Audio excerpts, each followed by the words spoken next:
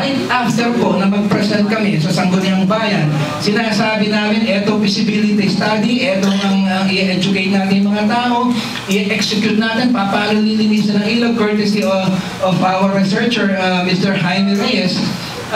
Pinresent po namin yan. Matapang po kami i-present yan kasi copyrighted na po yan eh.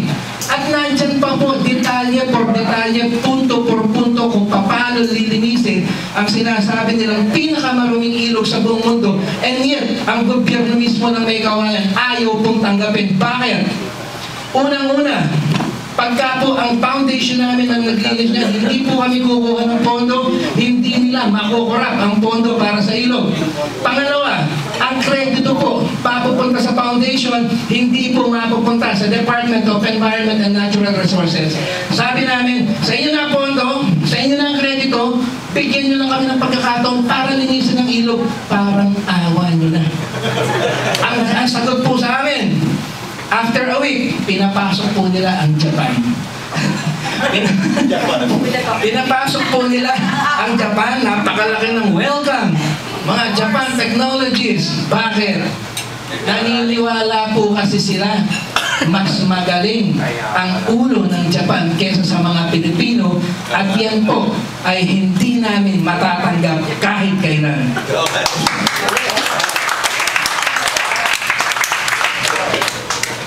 Kabila. Tingnan po na dito. Kaya doon sa kabila.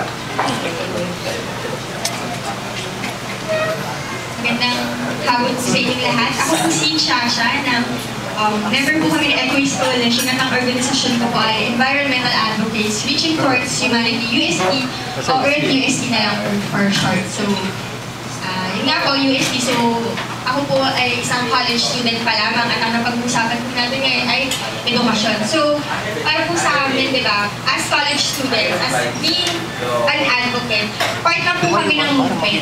Pero onti pa lang yung alam namin. So, dito po namin sabi na napaka-importante po talaga na further na mas ma-instill pa sa amin yung mga yung advocacy talaga na meron tayo dito as being part of the larger movement talaga na meron tayo. So, ito nga po, sabihin po natin na importante yung information dissemination na sinasabi natin na for example po, sa UST po, nung nakaraang February, si Miss Marico mismo, nung February ay nagbigay po sa amin ng talk regarding climate change. So parang, yun nga po, kami bilang college students, we learn. At kami isang organisasyon lang po kami, university-wide organization sa UST. Pero kung iisipin nyo, kami lang, kumbaga, kami yung may mga pinaka-may alam pa lang dito sa movement na to. So, through this information dissemination, we learn, tapos we share it to others. So, parang yun yung, kami yung pinaka-meron talagang advocacy, kami yung may pagnanais talaga na maging part of this movement. So, what can we do na? We have to share it to the others na walang kaalam-alam. Kasi kahit po ako personally, ngayong taon lang din po talaga ako naging active. So, ganun po na maaring sir. I'm against that. Kasi sabi ko nga kanina, na-involve ako sa Janko, sa Encarland Field, na baka kilala niyo yung Veolia, sa Veolia. Hindi po Hindi kayo involved sa mga sanitary kasi sila yung number one na nagme-maintain sa Amerika, sa Europe, sa Japan, China. So yung landfill na tinayo nitong huli sa Hong Kong, yun yung pinakamaganda nila. Katabi nila is the radio station and the TV station. Katabi ng landfill. So in any question, napakasela ng Hong Kong. Ang ginagamit nila, sanitary landfill. Kasi andun yung material recovery. Pag hindi nila para recover, yung mga composting material, saka dadalhin doon sa landfill. Every day, pagtatapon sila ng basura doon, sa equipment, kahit naman sa landfill, tatapunan ng soil. Okay, sir. Kasi yung sinasabi nyo, pinakikita nyo sa akin namin, downside dyan, di naman sanitary landfill yun Wala pa talaga tayo sa sanitary landfill. So yung question na yun, kaya I against. Okay. Yung sa inyo kasi, recovery. What comes after the composting? Okay, sir. Diba? How about the green gas contribution? Anong green gas? Ang mga basura po, May methane collection nga sinisingaw po yun. It is designed to make the Sa pababa po, sir? Pababa? Pataas, siyempre. Taas yung ano eh. Ang Saan po pupunta yun? ang gas, meron silang recovery equipment. Aha. May mga parang chamber. Apo. They will collect it. Tapos yung sa baba, alam niyo ang tawag sa katas ng katas ng basura. Ah. Ano sa English? Leach. Leach. Leach. So, kumakatas po. Kasi yung pinag-uusapan yun eh. Ah. Yung leach is going to be collected. Pababa yung tubig yun eh. May waste, merong ano doon, may water treatment. So pagka lumabas doon, pwede nang lumabas yung mga isda doon. Kaya kinu-question ko yung material recovery nyo, wala kayong solusyon sa hangin. Basura. Meron. Example kayo ng basura. Meron po. Paano nga ako kolektahin niya? Without the equipment. Sige na yung Kasi kung wala ako kolekta sa landfill yun eh. Okay. Meron po tayong isang batas na matagal na pong mahigpit na hindi pinatutupad, mahigpit na hindi sinusunod. At sa ngayon, hanggang sa ngayon, ay wala po halos pag-asang masunod. Ano po yan? Reduce and recycle. Segregation law. Meron po ba na nasusunod? Supposed to be, pag nasunod po yung segregation law, at ang pagtatapon ng basura, nahihiwalay ang nabubulok sa hindi nabubulok at pakikinabangan, ano po ang pupunta sa landfill? O ano po ang pupunta sa dump site na dito na o tambangan ng basura? Kung pinatutupad po yung batas na yan, very minimal po ang pupunta sa landfill. Pero, nararamihan pa rin po kami dun eh, sa landfill eh. Yung sinasabi niyo po, sir, na pupunta sa ilalim, kakata sa itaas, how sure we are? Wala kumakanta sa taas, papapalagi yan. Hindi, kumakatas po sa baba at sumisingaw po sa taas. Okay? How sure we are? How sure you are, sir? Na malinis ang sumisingaw sa taas? Malinis ang sumisingaw sa baba? Hindi sir, yung sinasabi yung papataas, that is the methane gas. So, kumaliktahin nyo para magamit sa as fuel. Ginawa na po ba yan? Kaya nga hindi nga yung na-approve pa. Kaya kanina kasi sinabi ko kasi I'm against the landfill. Oo. So I'm against your opinion. Gawin po muna natin at malalaman po natin. Kasi po sa ngayon, ang nakikita natin, yung masamang epekto. Well, yung mabuting epekto, siguro, gawin po muna natin para makita natin na yung makabubuti ang landfill. Di ba? Ngayon, one thing more, bakit nagbigay ng closure order ang ating DENR Secretary on the closure of all dump sites? Bakit po nagbigay? Kung may ibubuti yung mga dump sites na yan, bakit po pinibigyan ng closure order? Nationwide po yan, ha? Lahat ng local government. The question is, okay, sasara namin itong landfill, sasara namin itong basurahan. Ano ang alternatibo ng DENR? Pakiclarify lang kasi yung salita ng landfill is different from the dump site. Okay, basurahan. Tapunan ng basurahan. Tatagalogin ko po, sir, ha? Tapunan ng basurahan. Okay, tapunan ng basurahan. Dump site, i-segregate ko kasi yun. Parang pinag-iisa yun. Ano, sir? I-generalize ko. Basura yan eh.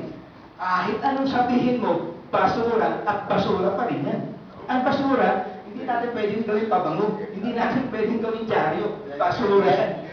Sa tanong lang po, paano po natin nasabing sanitary yung landfill? There's a sanitary because may mga records sila sa Leolia. Mag-search Madali naman po gumawa ng record eh, pero ano po ang epekto sa atin ngayon? Sa ating kalikasan? Ano po ang epekto? I think what it is derived yung sa kaya hindi sanitary. Opo, kaya nga kung bakit tinawag na sanitary, ano po ang sanitary doon? Ilalpay ng po yun eh.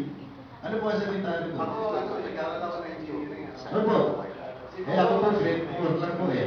Yung cycle kasi ng mundo ngayon, saka ng population growth ngayon. Pag sinabi niyo yung namamatay mo marami, because of the population. Opo. Marami. Kung may magkasakit na konti dyan, may pandemic na tawag natin. Di ba? Tama po. Kung question nyo lang mga ganyan, dapat sa buong mundo yung question nyo, hindi naman dito eh. Opo, kasi po ang nilalakad po namin ay kalinisan, at kagandahan ng bawat isang Pilipino at ng bawat isang tao sa buong mundo. Paano po naman po pagka meron sanitary landfill? Nakaasan sinasabi mo na pagsasandali ng oras ng pagbaha ay kumalat. Ano po ang dudulot na epekto nun sa tao? Pagbaha, hindi imposible hindi lumubog yun. Ay yung bagay mo lumubog na eh. Ay yung pang-sanitary landfill. Ay kung bumaha yun, siyempre aapaw yung basura. Eh paano po gagawin natin? Actually ho, yung Janto, nag-iisang kumpanya yan na approve ng Supreme Court. Opo, ay madali naman sa Supreme Court. Basta meron tayo ngayon. Ang Janto ho, gagawa sa Naunahan na po ng Gika yun eh. Eh kaso po, tinutulan eh. Kaya wala, nakapansin yung mga Opo. hindi yung gagastos ng gobyerno, meron silang pondo. Just approve lang yung, hindi ka mukha ninyo, nangihingi kayo ng contribution. Opo, pero... Sila hindi nangihingi. Sino ba? Ang Janto. Ano pong ginagawa nila? Meron yung magpipinance talaga na from French company. Kasi, Nagpipinan sila na walang ganansya? hindi nga ho, ganito nga ho eh. I-develop nila yung lupa. Tama. Gagawa ng sanitary landfill. Gagawa ng recovery program. Gagawa ng... Kaya po nagtigulatin natin yun ah. O, bakit ito mangihingi? Makahingi pala. Eh sila, hindi nga pa... Hindi po kami nanghihingi para sa aming sarili po. Para po sa taong bayan. Hindi nga ho. Kaya yan nga ho yung sinasabi ko, sila ho hindi manghihingi sa taong bayan. Hindi rin sila manghihingi sa tao. Ay, sana po makilala ko sila. Baka magbigay sa akin. Eh, siguro, mas alam niyo yung yan topic na yan.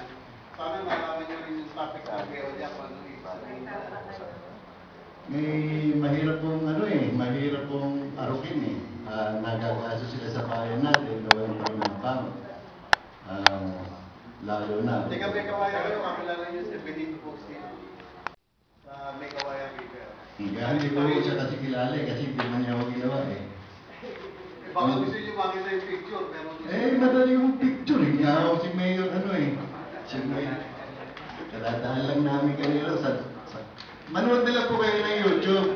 I-type nyo lang po doon yung Top Love Philippines saka yung World Bank. At makikita niyo po kung ano ang galit sa mga hindi ho marunong mag-alaga ng kalikasan natin. Yun lang po. Pera lang yan. May tanong pa ho pa? Yun yung sasabi ng MRF. So, hindi ho inaano ng gobyerno yan, hindi... Hindi po, inaano nila rin yan. Ha? Sinusulong din ho nila. So, how come na yung existing MRF noon yan eh? Yan ba private o among NGOs lang na gusto maglagay ng MRF? Yun nga po ang pinag-iisipan namin. Hindi na NGOs, wala naman ho yata ng gagamit yun. Wala po. Wala rin talaga. Totoo po kayo ron, wala ako talaga. Yung mga Greenpeace, yung Blacksmith Institute, sila po nagganito po, global warming awareness, pero papasok ang pera, hindi man mo nilalabas. Namin po, kung ano man po papasok, recorded po sa SEC, sa BIR, at saka sa DSWD. So, hindi po pera-pera. Pera sa amin ay pantulong din.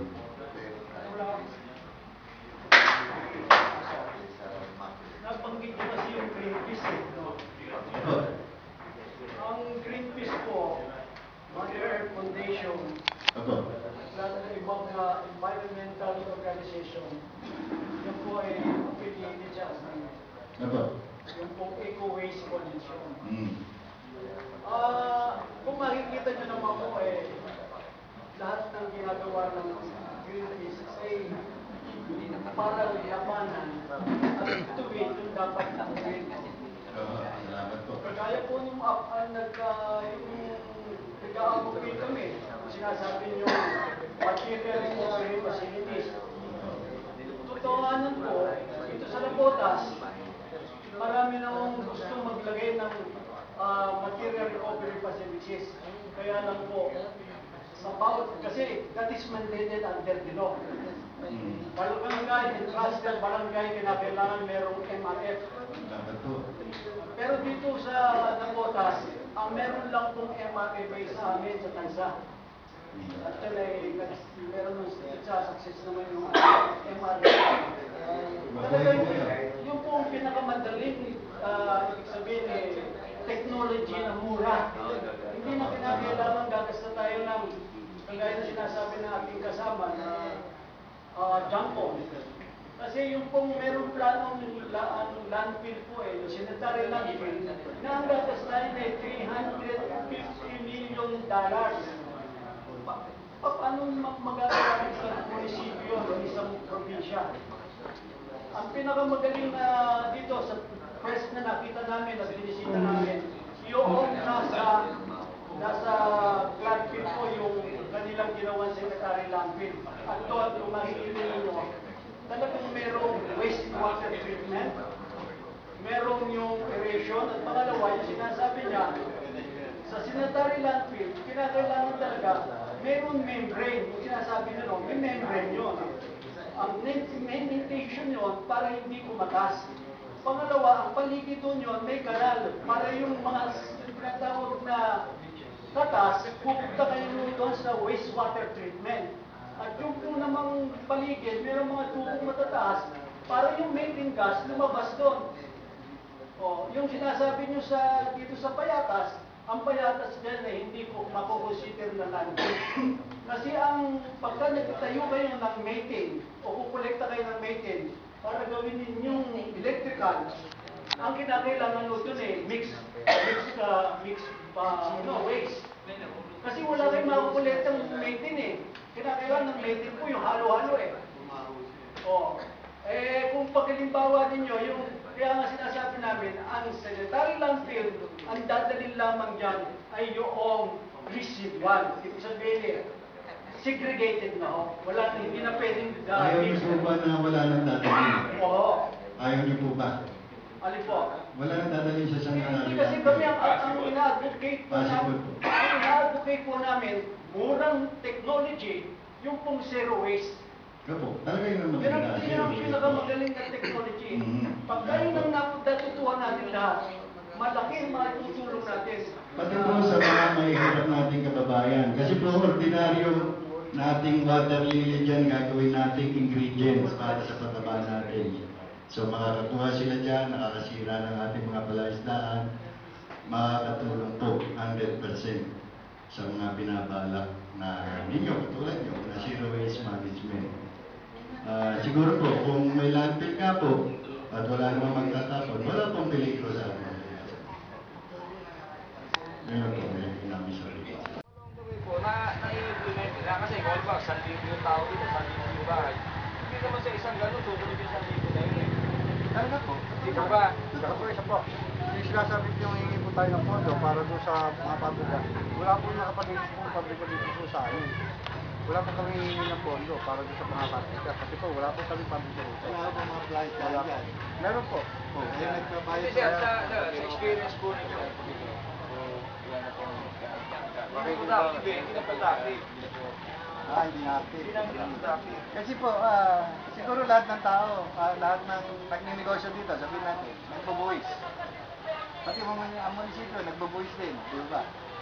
Nagbabuwis po yan. So, entitled sila na magbigay ng kahit na 10% sa mga ganitong activities na ibabawas doon sa kanilang buwis. So, kung nagbubuwis sila ng 25 million sa national government, yung 10% ibigay sa mga ganitong at legal naman yun.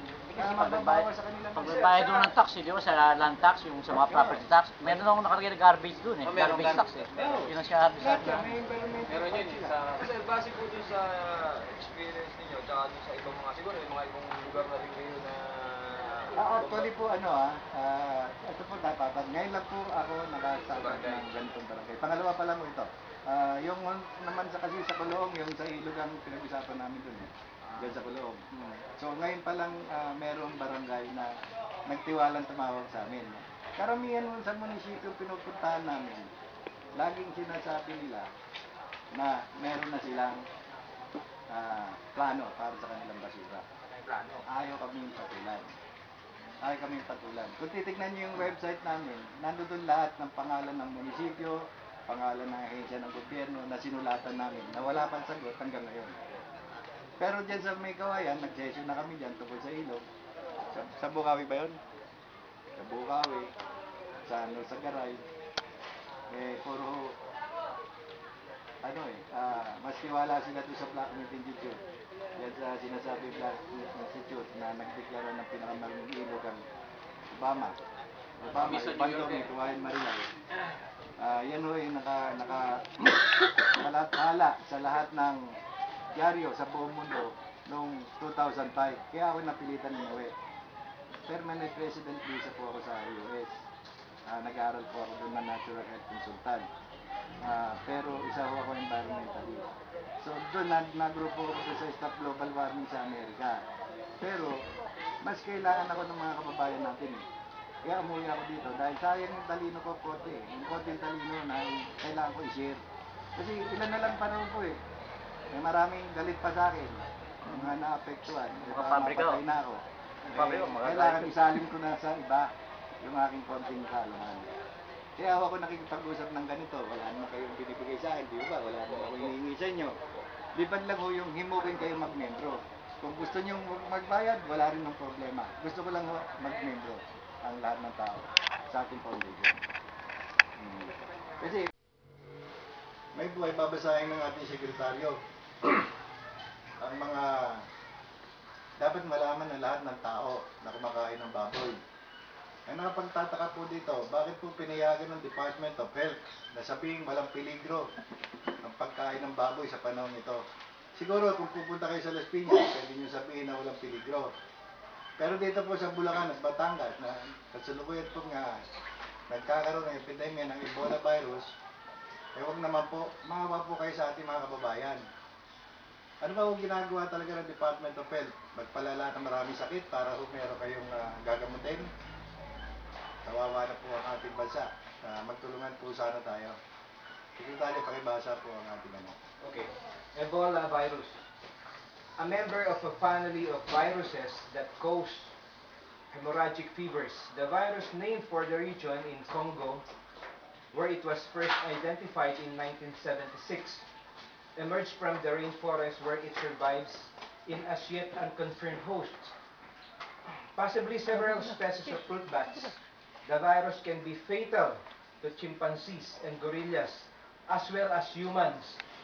Several strains of the virus found in Africa cause hemorrhagic infected with the virus. The disease has an incubation period of 2 to 21 days. However, some infected persons are asymptomatic. Initial symptoms are sudden malaise, headache, and muscle pain, progressing to high fever, vomiting, severe hemorrhaging internally and out of the eyes and mouth. And in 50% to 90% of the patients, death usually within days. The likelihood of death is governed by the virulence of the particular Ebola strain. Involved Ebola virus is transmitted in body fluids and secretions. There is no evidence of transmission by casual contact, and yet there is no vaccine and cure. Pero madalitek mo, tungkol sa binasa mo. Well, Ebola is Ebola. Virus is virus. Mapunta man yan sa hayop, mapunta man yan sa tao, virus yan. Mapunta nga yan sa computer, virus pa rin, nakakadumi pa rin, nakakasira pa rin, di ba? Natatanda ko kasi ang Department of Health nag-announce on national television na 500 person o 500 Filipino ang nagkakaroon ng diabetes every day. So sabi nga ni engineer, by 2010, next year, halos lahat pa po ng Pilipino above 40, halos may diabetes na. Ito na naman po ang isa pang pagsubok sa Department of Health, ang Ebola virus. Meron po ba tayong ginagawang alternatibo o paraan para po mapigil ng Ebola virus na kumakalat na po sa Bulacan, saka sa Batangas? Meron na po ba tayo, saka sa Pangasinan, meron na, si engineer sa Pangasinan, meron na rin pong Ebola virus, meron na po ba tayong ginagawang mga hakbangin para matigil po ang virus na ito? Kamukha po ng tanong namin, may ginagawa na po ba tayong mga hakbangin para matigil ang pagdami ng mga nagkakaroon ng diabetes bukod po sa hindi pagkain? Kasi ang pagkain natin ngayon, magsabi po kayo, kahit ang Department of Health, magsabi kayo ng kinakain natin, iniinom natin ang mga gamot na walang halong chemical. Ang chemical po ito para sa amin. Yun na po, Engineer. Bakit nagkaroon ng Ebola virus sa Pangasinan? Kagagalang nyo lang nun, di ba? Ito ay ayon sa declaration ng Department of Health na mayroong mga cases doon sa certain piggery farm na kanila sinusuri at yun nga sa kanilang deklarasyon ay hindi naman daw masama na kainin ng tao yung baboy na mayroong ganung klaseng karamdaman. Well, ayon dito sa ating binasa regarding the Ebola virus ay masama pala sa kalusugan ng tao. So, nararapat lang siguro na gumawa ng hakbang yung ating concerned agencies, lalo-lalo na yung Department of Health, para matulungan o maiwasan, ma-anticipate yung magiging epidemya na pag ito ay dumabo sa tao, ay magkakaroon tayo ng mga suliranin at lalong-lalo na ngayon na napakamahal ng mga gamot kung tayo ay magkakaroon ng mga karamdaman. So, sana itong hakbang na ating ginawa ngayon ay maging campaign sa mga tao, sa mayroong mga farm na pwede silang makipag-ugnayan sa atin para makatulong tayo kung paano maiwasan yung karamdaman ng baboy o ng kanilang mga alagang hayop may kinalaman dito sa Ebola virus. So, yun lang po at maraming salamat. Magandang hapon sa inyo lahat.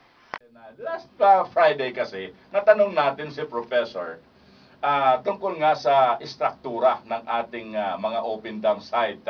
Ngayon nabanggit niya yung tungkol sa MRF. So, Professor, ang subject natin ngayon ay tungkol sa MRF. Paring Wally, anong ibig sabihin ng MRF? Materials Recovery Facilities. Ganon, MRF. Yan Yun yung ang covered ng Republic Act 9003.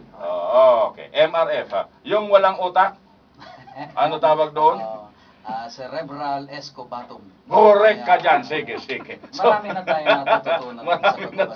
Marami na tayo. Bueno, Professor Sir, ipaubaya mo po, ay pagkakaloob po namin sa iyo ang pagkakataon upang ipaliwanag sa ating mga kababayan na itong tinatawag na MRF. Professor, it's your turn. Okay, salamat Professor Jun. At hindi pa ako nakabati. Binabati ko yung aking mga kaibigan na nanonood kasalukuyan. At yung aking corporate secretary na yumao, lingay ng libing. Nakikiramay po kami. Oo. Si Attorney Antonio Digia. Oo. Ayoko makipaglibing pagka malapit sa akin. Para na lang nag-abroad siya. Parang gano'n na lang ang aking pakiramdam. Hindi mo inatid sa airport? Hindi naman. Galing ako ng kahapon. At mga kapatid kong gadyan, si Mao po ang ating Prime Minister, siguro po ay nakakarating sa inyo. Dito na po tayo sa ating topic. Yung MRF po, ay isang parang instruktura na sinasabi nila na tinatayo sa 1,000 metro kwadrado at kasama na yung mga parking ng mga truck. At wala pa ako nakita. Wala nung 2003. Merong mga MRF na sinasabi, mga munisipyo, pero display. Display lang. At sana, sa pamamagitan nitong ating palatuntunang yesterday, today and tomorrow, makikiusap tayo sa mga lingkod bayan ng munisipyo na sana po pagtulong-tulungan na po natin itong MRF. Kung hindi nyo po alam ang gagawin, nandito po kami. Patawag nyo lang po ako. Sinasabi ng lagi sa akin, kakausapin ka na ni Vice Mayor, kakausapin ka na ni Mayora, kakausapin ka na... Pero hanggang ganito lang. Hindi nakikipag-usap? Hindi nakikipag-usap. Pag bago mag-eleksyon, kakausapin ako. Ganun. Ibig sabihin, itong programang ito pang-eleksyon lamang? Mali po yan, mga kababayan ko, dahil walang nasasabi doon sa Republic Act 9003 na this Republic Act is only for election processes or for election purposes. Walang nasabi dan. There is no such thing there is no such animal things in that Republic Act. English yung pare ha. Escobar, ano? Ano yan? Cerebral escobatum. Okay. Professor. Pag-aralan ko yan. Okay. At yun nga po, nakakalungkot po na napapabayaan po natin ang ating kalikasan. Isang malaking bagay ito eh. Itong sinasabing MRF nakasama sa Republic Act 9003, yung Solid Waste Management Program. Kaso, bukod doon sa MRF, meron din landfill. So, hindi mapagtugma eh. Hindi mapagtugma yung dalawa eh. Kasi ang gusto ng munisipyo, itatapon sa landfill. Ang gusto ng mga tao, magkaroon ng MRF. So, para may conflict eh. Ang barangay, gusto magkaroon sila ng MRF, pero pagka pinaaprobahan na nila sa munisipyo, turn down. Bakit nagkaganon? Makikiusap po ako sana sa mga lingkod bayan natin, ano po. Kung gusto nyo hong itapon pa rin sa landfill ang inyong mga basura, hindi ko alam bakit gusto nyo po doon. May pera. Pwede ba diretsuhan dito? Pwede. Pwede. Okay. Baka mabaril tayo niyan. Walang problema. Walang problema. It's better to... Pero nga ng bulletproof at baka... may kasabihan kami rito. It's better to die with a mysterious death than to live a meaningless life. No. Ano sa Tagalog, pare? Mas masarap ang mamatay na naglilingkod sa bayan. Oo, ganun ba yun? Oo. Kasi ini-English mo. Ikaw na lang kaya.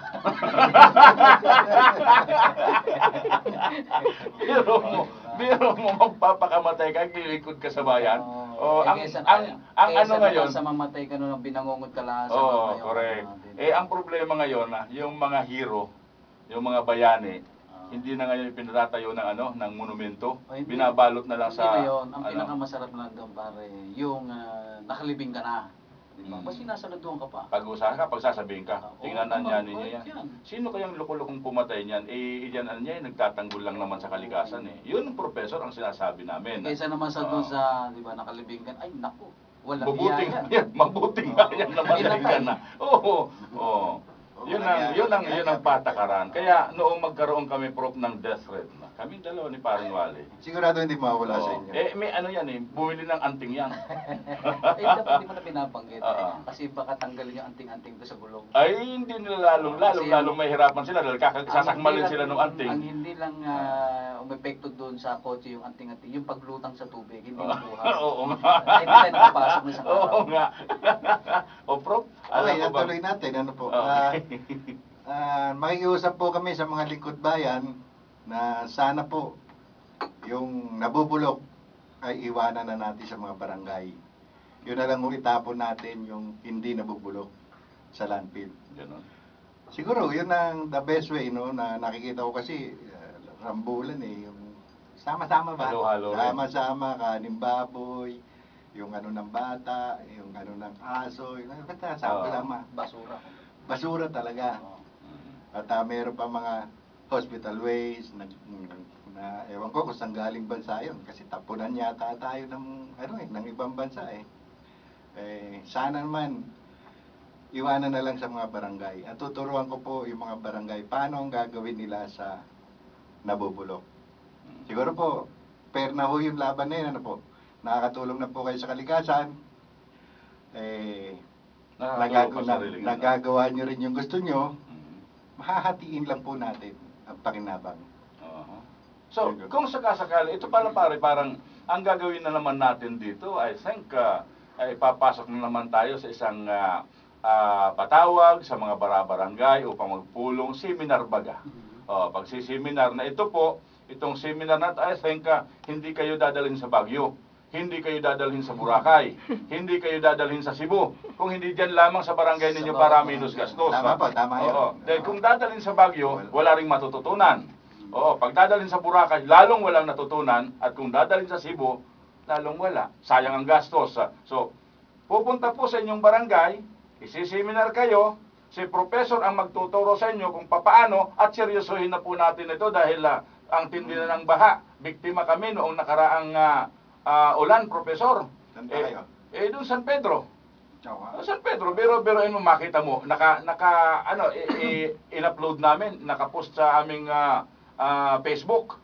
Makikita mo, si Paro yung si Conselwali yung cameraman, at siya pang nag-interview, ako ang kinukunan. Ang itinututok sa legs ko. Alam mo bang halos masira yung camera natin sa pagkuha ng video na yun? Ganon? Oo. Para lang Nandun din may-upload sa natin nandun din sa Facebook. Nasa Facebook Para lahat yan. natin Hindi kami mamamayan ng nakapasok. San Pedro na talagang daglian yung pagtaas ng tubig doon sa... Oo naman. Anong barangay ba yun? Ha? Anong barangay yun? Barangay Nueva. Puriin ang mayor, pati yung kapitan. Oo, dahil ayon sa Exodo ano yun? Oo, 23:8. 23, hindi, 22. Hindi, 22 muna. 28,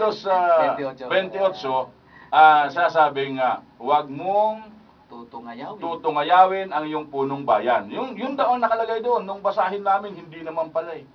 Sunungaling. Nagsasabi noon, nagtuturong mali. Binabawasan yung nakasulat sa Biblia. So binasa namin yan. Hindi na namin tinutungayaw. Ang sabi na, puriin itong mayor na ito dahil pabaya sa kanyang katungkulan. Yung kapitan, puriin dan dahil biro-biruin mo yung ilat na. O anong tawag niya? Creek. Yung creek, pinatayuan ng bahay. O di yung lahat na basura, imbak doon. Di saan niya napunta yung basura? Hindi, dahil malayo siya. hindi, dahil minsan doon na siya natutulog sa barangay, ginagawa na niyang bahay. So pag kukulit kayo na, kukunin na natin yan ron. Hanguin lang sa dito. Then itatali na doon Etong food waste, ang gagawin din natin fertilizer at high grade feeds ang gagawin natin. So yung liquid, ano po pwedeng gawin yan sa liquid? Pwede po Ito siyang na siya. ipagdilig sa mga ornamental plant o vegetable plant sa backyard na magiging silbing liquid fertilizer. Okay. So this is in support to the government program of segregation. Di ba? So yung segregation law, may patutupad natin dito, hindi masasayang ang food waste ng bahay, ma-convert natin yan sa organic fertilizer and organic feeds. At the same time, yung liquid na may bioinoculant solution, panlinis ng kanal, pandilig sa halaman, wala pong katapon-tapon, walang kasayang-sayang. So this is one of the feasibility studies made by Guardian Stop Global Warming Foundation in support of the global warming and in support to the government project of segregation law and solid waste management program of the government. So thank you very much, Engineer Ray Tuleco. Thank you very much, Vice President Lustre. Maraming salamat po sa inyong lahat. Sana po naintindihan natin ang isa sa feasibility study ng Guardian Stop Global Warming Foundation kung paano po natin matutulungan ang ating government. At the same time, kung paano po tayo makakatipid. Paano po tayo makakatipid at makakatulong sa global warming at climate change. Wala pong katapon-tapon, walang kasayang-sayang. Maraming salamat po, Founder Dante Reyes po, ng Guardian Stop Global Warming Foundation. Okay, magandang hapon sa inyong lahat, lalong-lalo na sa lahat ng mga environmentalists. Nandito tayo ngayon sa bahay ni Ka Ben Mendoza sa Madrigal Compound.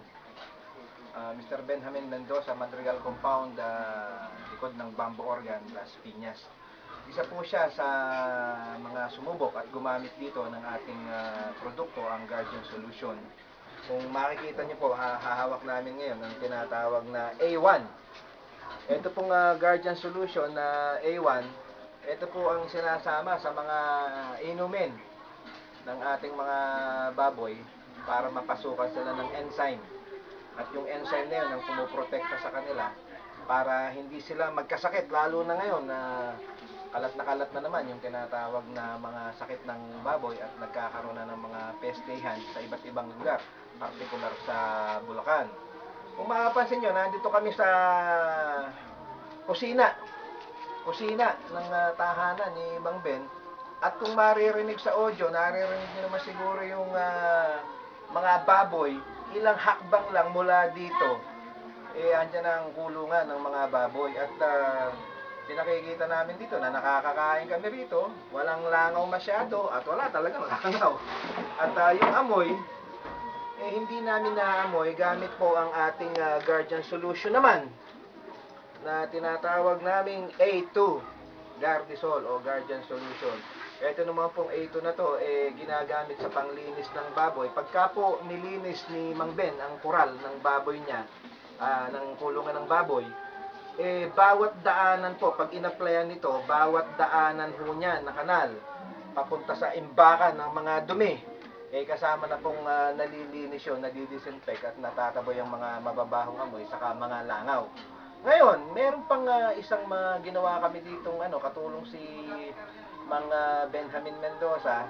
Meron kaming ano ba yun, yung nagkaroon kami ng pagsasanay dito. Yung baboy mula nung maliit, inihiwalay niya yung pinapakain ng chemical feeds at inihiwalay niya ang pinapakain ng mga kaning baboy. Pumapasok po tayo dun sa back to basic. Kasi nung araw, sa lahat ng mga senior, no? Nung araw, ang kinakain ng mga baboy, darak, mga sirang gulay, sirang prutas, kuminsan nilalagyan ng honey, kaning baboy. Pero ngayon, ano na po ang kinakain ng taong baboy? Chemical feeds, saka chemical feeds. Kaya yung kinakain yung baboy, mostly dyan, chemical feeds. Yung chemical po, lason. Pagka napunta sa katawan natin, kinain natin yung baboy na merong chemical, yung chemical ng baboy, mapupunta rin sa katawan natin. Kaya po, nandito kami at in-inspection po namin yung ginawang pagsusuri ni Mang Ben o yung ginawa niyang proyekto. Ano po ang kaibahan ng baboy na kumakain ng chemical feeds na lason at kumakain po ng back to basic na kaning baboy, sirang gulay at sirang prutas? Ngayon, Mang Ben, kailan po nyo inumpisahan? At bakit nyo naman naisipan? Bakit nyo po muna naisipan na eksperimentuhin yung mga bagay na gano'n? Mahal po ba yung feeds? Nagsasawa na po ba kayo sa feeds? Kasi ang diferensya niyan, yung halaga ng 1,100 na feeds, kung halimbawa 10 yung baboy mo, halos wala kang tubuin Sa mahal ng feeds. Sa mahal ng feeds. Pero kung kaning baboy naman ang yung ipapakain, tapos lulutuin mo yon, asag ng isda. Pagod lang ang puhunan. Pagod lang yung puhunan mo. Yung kasi yung feeds, pagka nag-alaga ka ng simula sa iwalay, sinasabi nila na 3 buwan. 3 buwan yung pag-aalaga mo. Sa akin, nung nag-feeds ako, umabot dun yung 5 buwan at kalahati Ay, halos ganun din. Oo, ganun din. Yung gulay tsaka kaning baboy, pag pinakuluan mo, haluan mo siya ng asang ng isda. Yung 5 buwan at kalahati, parang iisa lang din Oo, yung tagal. Kung yung pinapakain mong feeds, gagastos ka ng malaki dahil 5 buwan at kalahati. Yung gulay tsaka yung kaning baboy, yung So ibig sabihin, malaki ang natitipid. Talagang malaki. At yung sinasabi nyo na pagtitipid na yan, maaaring maranasan din ng ibang nagbaboyan kung gagamit din sila ng eksperimento nyo na manguha ng kaning baboy, pagod lang ang puhunan. Alam nyo po ba na sa pagkuha nyo ng kaning baboy sa mga lasong chemical, walang pinagkaiba. Tingnan niyo po ang baboy, pero ano pinagkaiba niyan? Masasabi natin, ang pinagkaiba po niyan, ang baboy na to hindi po aabutin ng peste, hindi papasukan ng sakit. Bakit? Dahil pinapasok po ni Mang Ben yung Gardisol na ang pangunahing sangkap ay enzyme. Alam naman po natin ang enzyme, good bacteria, pag pumasok po sa katawan ng tao o ng baboy, kumakain ng bad bacteria, at pagka walang bad bacteria, malakas ang immune system. Pagka malakas ang immune system, simple lang, wala pong sakit. So, ito po yung isa sa mga sample.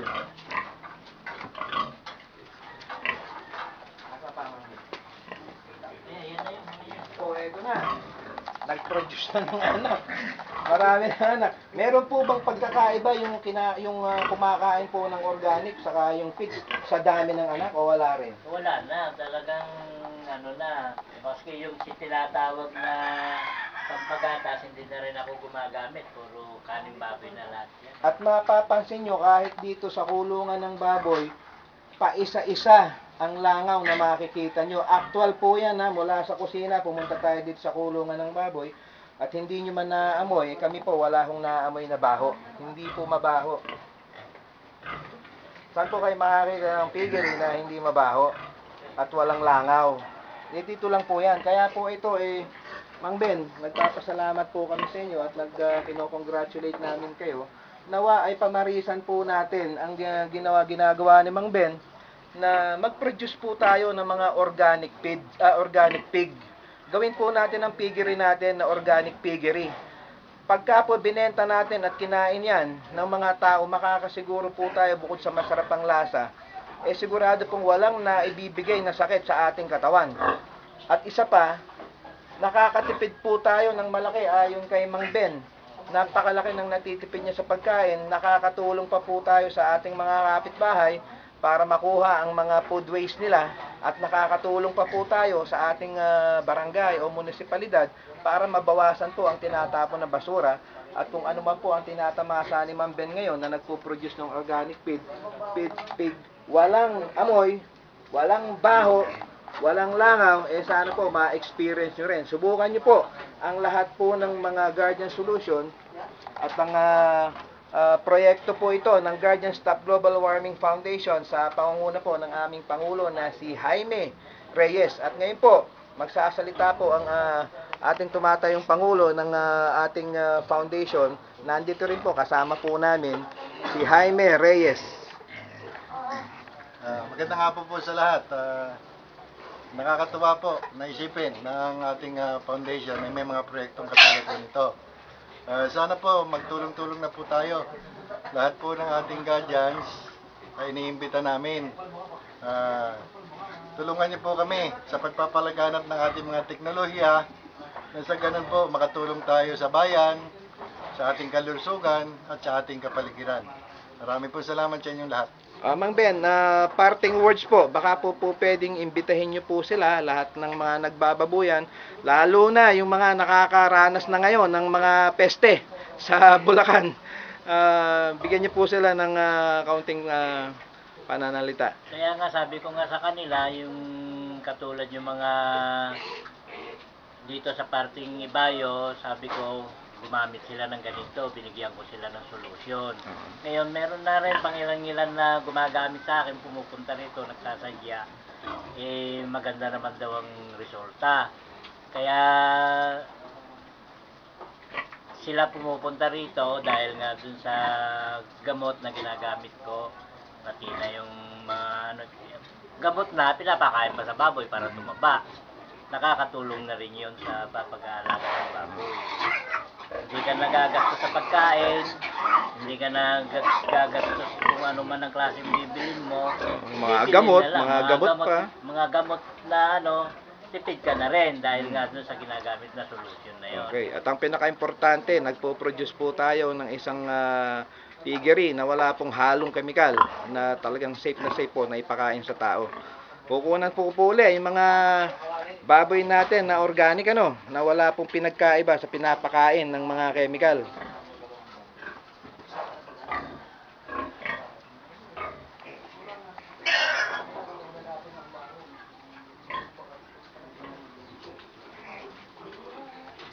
Okay, so papasok na po tayo ulit sa kusina. Makikita nyo kung gaano kalapit.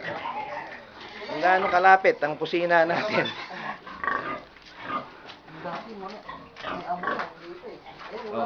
Eto na po Isa, dalawa, tatlo, apat na hakbang lang po ang ginamit natin. Apat lang hakbang lang ginawa natin para makarating ulit tayo dito sa kusina ni Mr. Benjamin Mendoza. So, para po sa inyong lahat, mag-produce po tayo ng organic pig. Pakain po natin ang walang kemikal, kaning baboy, makatulong tayo sa ating mga kapitbahay, makatulong po tayo sa kalikasan, makatulong tayo sa ating barangay at munisipalidad, at mag-produce po tayo ng mga baboy na safe kainin ng mga tao. Founder Dante po, Corporate Secretary ng Guardian Stop Global Warming Foundation. Maraming salamat po. Okay na. Okay, August 16, nandito po kami sa Riverside Bangkal Extension Homeowners Association. Siguro naman, nakikita niyo po yung sitwasyon ng mga kabahayan dito sa ngayon. Ginulat tayo ng isang balita sa isang broadsheet na nagsasabi na inutusan daw ni Pinoy ang ating DPWH Secretary Singson, kung saan ay may proposal na ilipat po at tanggalin ang mga naninirahan sa tabi ng ilog sa buong Metro Manila. At the same time sa mga nearby provinces dahil po sa napakaraming problema kapag dumarating ang kalamidad. At ito po ay pinatulan ng ABS-CBN sa pangunguna ni Anthony Taberna, kung saan ay marami po ang nagkomento. Ngayon, sa mga nagkokomento po, lumalabas 98% ang pumapayag na tanggalin ang mga tao, ang mga kabahayan na naninirahan dito sa tabi ng ilog at tabi ng creek. 98%. I'm just wondering, yung 98% ba na yun, naranasan nila ang dinaranas ngayon ng mga nasa tabing ilog, lalong-lalo na dito sa Riverside Bangkal Extension. Sa mga nagkomento na 98% na pumapayag sila, kayo ba ay nakatira sa creek o sa tabi ng ilog? O baka nandiyan kayo sa magagandang tahanan nyo na hindi nakakaranas ng baha? So sana, isipin natin, ang mga tao dito, ang mga naninirahan dito ay kamukha nyo rin na tao na naghahanap lang ng masisilungan kung saan ay hindi sila mapagbigyan sa malaking syudad. Ngayon po, sa sinasabi namin na relocation, wala naman pong problema. Kung po pwede nga lang, i-formalize ni Pinoy ang isang executive order para mapag-aralan. Hindi po yung uutusan niya kagad ang ating Secretary Singson na paalisin kagad. Hindi ba mas maganda kung pag-uusapan muna at magkakaroon ng consensus? Mahabang proseso po yan. I'm just wondering, ang mga tao po rito ay nakatira for the past 40 years.